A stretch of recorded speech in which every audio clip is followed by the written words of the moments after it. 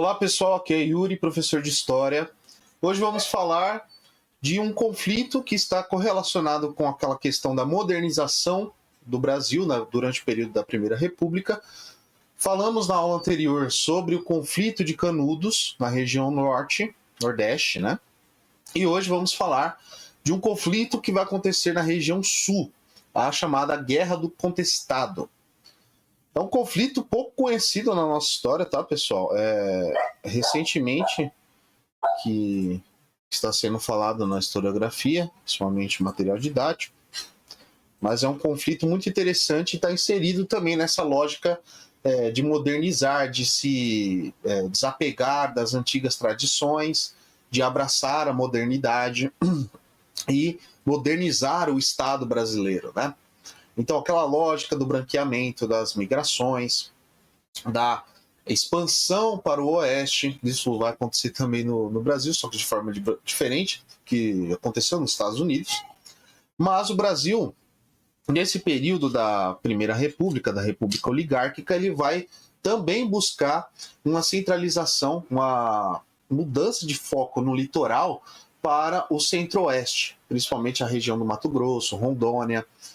Vai ter as famosas expedições do Marechal Rondon, que vamos explorar nas próximas aulas. Só que nessa questão, gente, de se desapegar das antigas instituições que permeavam o Império e fazer novas instituições que prevaleçam a República, né? Então, como que isso vai se dar, né? Isso vai se dar...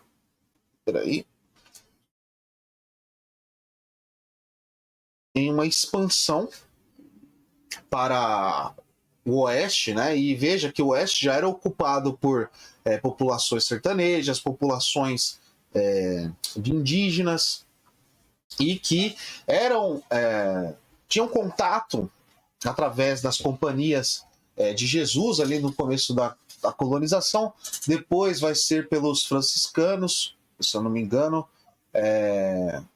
durante o período imperial, né, que também funcionava nessa questão de aldear os índios espalhados pelos sertões e fazer aldeias, pequenas vilas, com toda a infraestrutura ali dada pela própria religião e subsidiada pelo Império Brasileiro. Com o fim do Império, essas missões vão ser proibidas, o Estado vai se tornar um Estado declaradamente laico. Então, esse subsídio que era dado para as missões religiosas foi cortado e substituído por missões de cunho modernizador ali, de levar a civilização agora inserida nesse contexto modernizador, de adequação às ideias ali da Europa. Então, inserir as populações indígenas numa lógica capitalista, numa lógica de trabalho por turnos, toda essa coisa que vem junto ao regime, né? Só que, nesse primeiro momento, vão ser feitas por grupos de caça, né? E veja lá, os bandeirantes, né, na nossa história.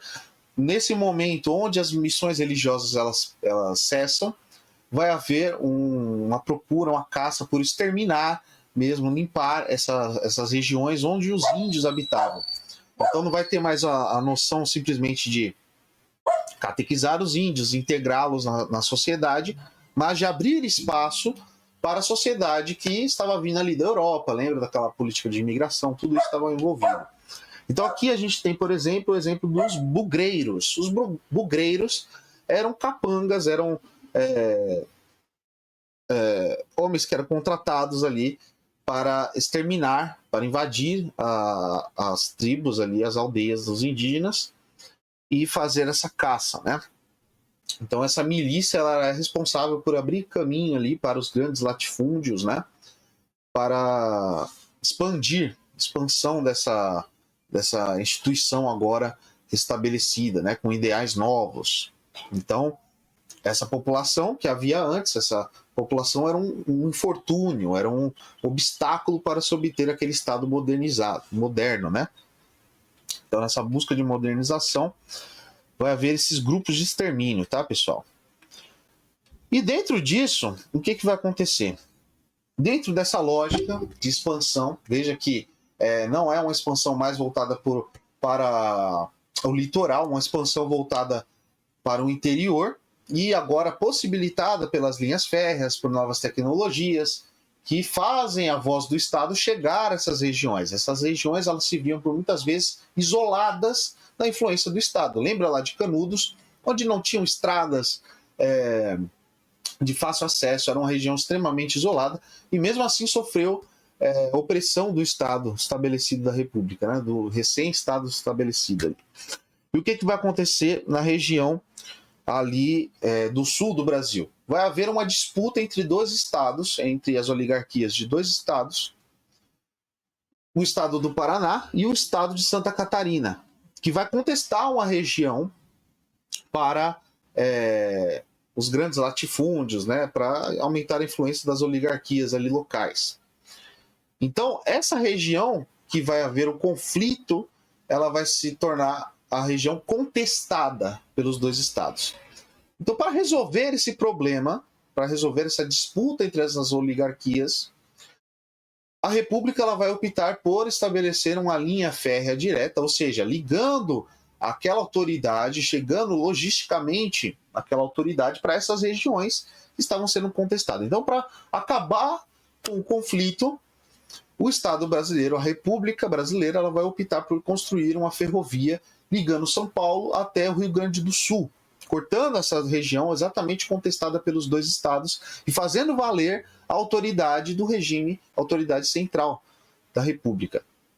Então veja que para acabar o conflito, a República Brasileira ela vai contratar, ou melhor, vai permitir a uma subsidiária ali do magnata britânico, e ele vai construir a Brazil Railway, que vai ser essa empresa responsável por investir nessa linha férrea.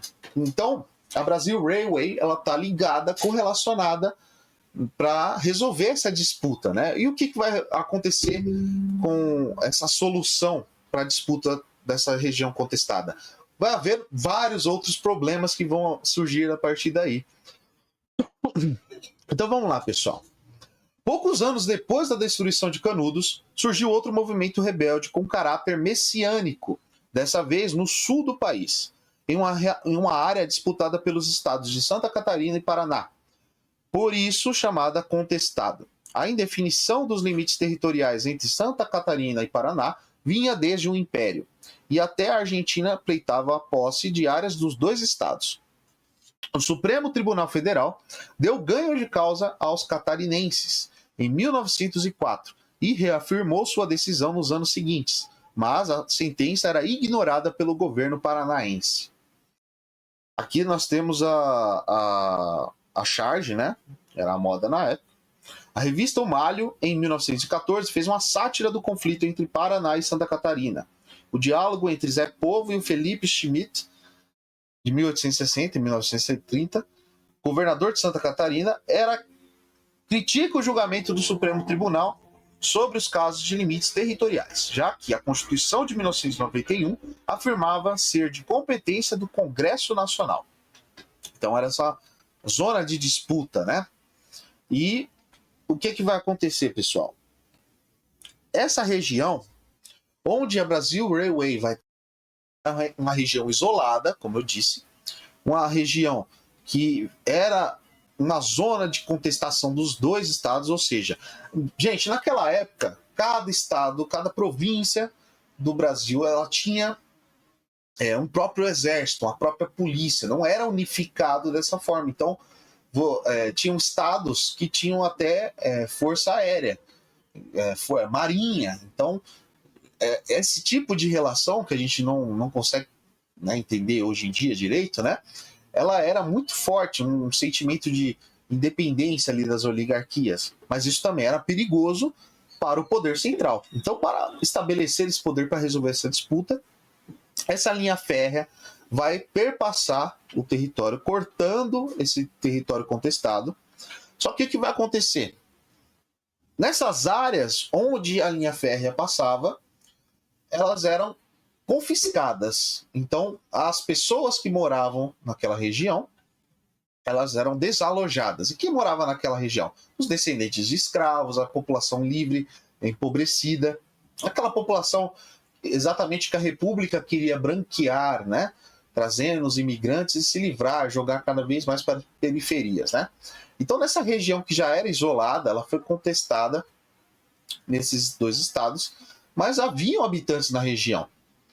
E não havia condições de se chegar nessas regiões e fazer o seu poder. Exatamente era um dos motivos que essa região era contestada pelos dois lados, né? Então não era possível fazer a sua autoridade, né? Exatamente por ser uma região isolada. Mas com a vinda da ferrovia, isso mudou.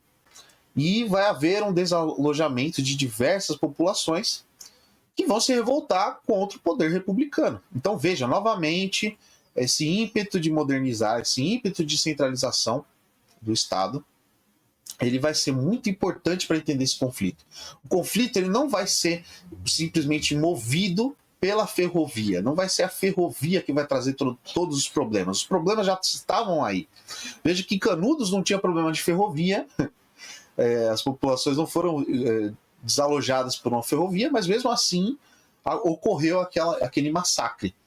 Então aqui nesse caso vai ocorrer esse massacre com essa desculpa, digamos, né? Então olha só, pessoal, o movimento sertanejo foi ganhando contornos messiânicos e místicos. Surgiram novos povoados, as chamadas cidades santas, como Caraguatá, Santo Antônio, Caçador Grande, Bom Sossego, Santa Maria, a maior cidade com mais de 20 mil habitantes, Pedra Branca, São Miguel e São Pedro. Para ela somaram milhares de sertanejos expulsos de suas terras e cansados da exploração que sofriam dos coronéis. Então veja que além de toda a situação que se apresentava na época, além disso, essas populações optaram para um governo, um Estado que os republicanos queriam esquecer, que eles queriam extinguir.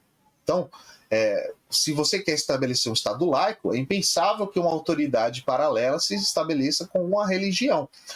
Como eu disse na última aula, essa noção que temos hoje, né, onde bandidos se instalam em comunidades, fazem aquelas comunidades de refém, estabelece um governo paralelo ali nos morros cariocas, por exemplo. Isso era impensável nesse momento onde a República está se estabelecendo. Veja que eles derrubaram o Império, então eles tinham que mostrar autoridade. Era impensável ter um poder paralelo ao poder republicano. O Estado ele estava estabelecendo o seu domínio da força, o seu monopólio da força. Então era impensável ter esse tipo de concorrência, ainda mais uma concorrência que se baseava na religião. Então isso é muito importante entender, que aquele mundo em que esses sertanejos, que esses descendentes de escravos libertos estavam criando, era um mundo que a República estava querendo extinguir. E essa noção ela vai ser importante, tá, pessoal? Brasil Railway e seu impacto na região. Entre o final do século XIX e o início do século XX, o governo federal planejou cortar a região contestada por um caminho de ferro. A ideia era realizar uma ligação férrea do Rio Grande do Sul com o restante do país. A Estrada de Ferro São Paulo-Rio Grande. A concessão dessa obra foi adquirida para Brasil Railway, grupo de Percival Farquhar, em 1907, e entre 1908 e 1910, mais de 300 quilômetros de linha férrea foram construídas, unindo o último trecho que faltava para integrar São Paulo ao Rio Grande. O trecho ao longo do Vale do Rio do Peixe, local que dividia os Campos de Palmas, território contestado, administrado pelo Paraná, e o estado de Santa Catarina. Então foi uma solução que o governo central deu, tá? A companhia concessionária da Estrada de Ferro desalojara grande quantidade de moradores. Empresas de colonização e serrarias, Southern Brazil Lumber and Colonization Company, que vieram na esteira da Estrada de Ferro, também expulsavam sistematicamente os nativos desde 1911. Em 1905 e em 1909 já haviam acontecido levantes na área fronteiriça. Em 1912, o descontentamento sertanejo que não encontrava eco junto aos tribunais atingiu o ápice e seria catalisado por um monge pregador ali surgido. A lembrança de Canudos ainda estava viva. Então veja que essas populações elas foram abandonadas, ou melhor, eram perseguidas pelo Estado, além de serem marginalizadas, eram perseguidas muitas vezes, e quando elas se organizavam, elas se tornavam a principal ameaça. Então vamos usar essa busca por autonomia por vamos julgar como uma ampla rebelião ao poder da República, né? Então logo esses grupos foram acusados de ser monarquistas, de quererem restaurar o império, de serem subversivos, fanáticos, e eram só populações que estavam tentando sobreviver, mesmo sem o auxílio do Estado, né? Veja como é a injustiça da situação, né, pessoal? Então vamos lá. Oprimidos por coronéis e expulsos de suas terras, os trabalhadores buscaram conforto nas pregações de beatos que perambulavam pela região, profetizando o fim do sofrimento e o início de uma nova era sem fome e sem miséria. Criticando a República, o profeta José Maria dizia-se escolhido por Deus para construir na terra a monarquia celeste. Em agosto de 1912, José Maria e centenas de seguidores se fixaram no povoado de Taquaruçu, em Santa Catarina. Incomodados com aquela aglomeração popular, os fazendeiros locais pediram ajuda ao governo, acusando os fiéis de monarquistas. Aqui está a foto dos monarquistas, né? Dos ditos que restaurariam a monarquia no Brasil, né? O cara aqui com violão é realmente uma ameaça, né? Então, olha só, pessoal. Ameaçados pela polícia, os sertanejos se afastaram e seguiram para os campos de Irani, no município paranaense de Palmas, onde se instalaram. Mas foram perseguidos e atacados por tropas da Polícia Militar Paranaense. José Maria e muitos fiéis foram mortos. A morte do líder não extinguiu o movimento. Milhares de pessoas aderiram ao movimento, formando numerosos redutos e cidades santas. Olha o nome que eles escolheram, cidades santas. Isso aqui não afronta aquela noção da República de estabelecer um regime positivista, um regime guiado pela ciência, pela modernidade, pelas novas ideias de darwinismo social ali, surgidas na Europa. Isso era impensável, você ter uma cidade que seja, um vilarejo que seja com uma noção de cidade santa. Isso era impensável, então era intolerável para o estabelecimento dessa autoridade central, tá, pessoal? Então vocês veem que eram municípios ali organizados, né, conforme a religião, e que se apegaram a isso para sobreviver, né? E esses caras vão ser tratados como uma ameaça e vai ser esmagado de forma infame pela República Brasileira, tá? A repressão policial e militar também cresceu. Entre 1913 e 1915, forças policiais de Santa Catarina e do Paraná, reforçadas por capangas dos coronéis, e tropas do exército atacaram os redutos com canhões, metralhadoras e até aviões. A guerra levou ao extermínio da população sertaneja.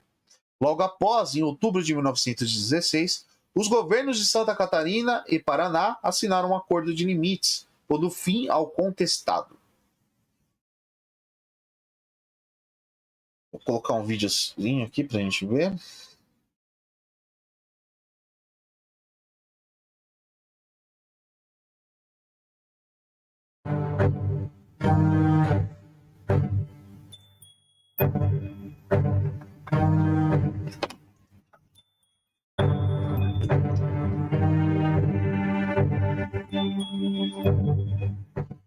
A Guerra do Contestado foi um conflito da população sertaneja com as autoridades municipais e estaduais de Santa Catarina e do sul do Paraná, que aconteceu entre 1912 e 1916. Entre as razões, né, desse conflito, dessa guerra camponesa, verdadeiramente, né, a gente pode considerar a concentração fundiária, a arrogância dos coronéis da Guarda Nacional e o impacto da construção de uma estrada de ferro no seu ramal norte-sul, a estrada de ferro São Paulo-Rio Grande, e o seu ramal leste-oeste, entre União da Vitória e São Francisco. A construção ferrovia implicou em deslocamento compulsório de grande quantidade da população sertaneja, de sitiantes, ervateiros, pequenos agricultores, né, de um território que era oficialmente terra pública, terra devoluta, mas que foi apropriada pela companhia ferroviária.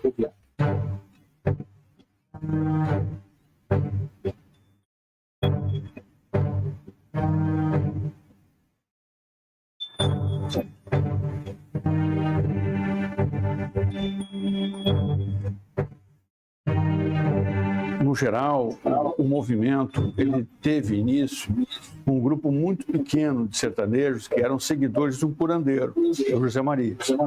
Mas com o crescimento da ação policial e militar, das polícias estaduais e do Exército, esse movimento foi agregando descontentes de todo o Planalto, principalmente dos pobres. Então, num determinado momento, pelo menos no ano de 1914, isso é bem claro, é uma guerra de pobres contra os ricos, né? É uma guerra daqueles que queriam formar as suas comunidades autônomas, que eles chamavam de cidades santas ou quadros santos, num local onde todos viveriam em comunhão de bens, né? E que era uma negação da própria ordem republicana, né? Era uma negação da concentração fundiária, do poder dos coronéis da Guarda Nacional, da força da polícia, do Exército e da Companhia Norte-Americana Ferroviária sobre eles.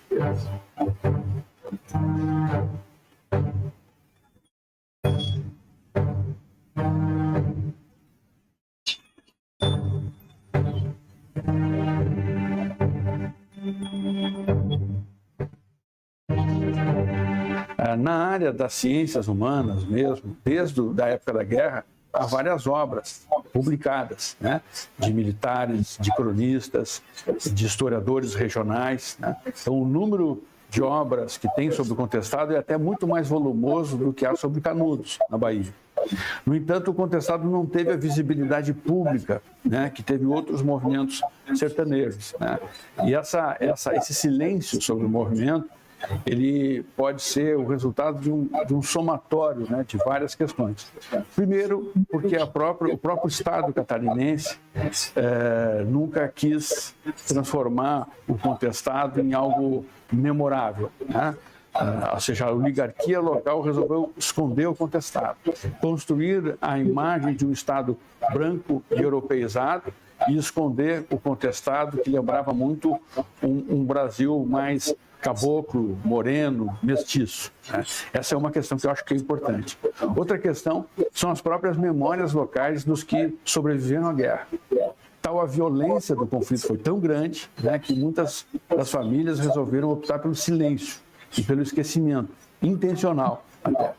Isso justifica, no caso das memórias familiares, mas não justifica por parte do Estado, das redes escolares, né, e do ensino de história durante muitas décadas, simplesmente ignorou esse movimento de grandes proporções e quando fazia referências, eram só referências rápidas, né, sobre a questão dos limites ou sobre os monges, mas muito pouco para explicar o conflito sertanejo.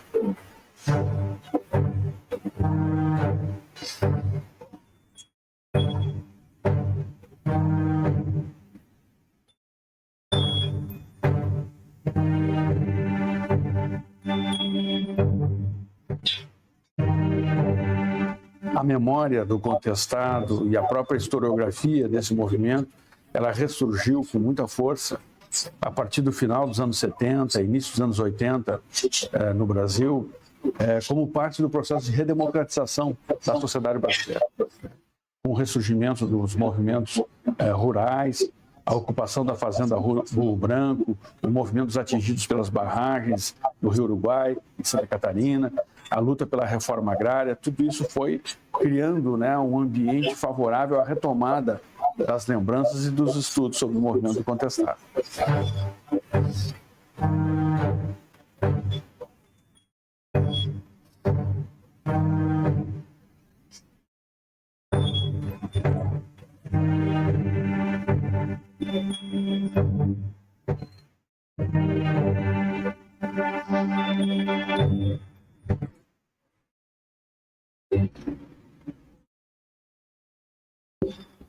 Então, pessoal,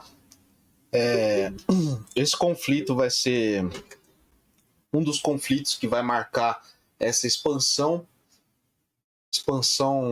para os sertões, né, para o interior.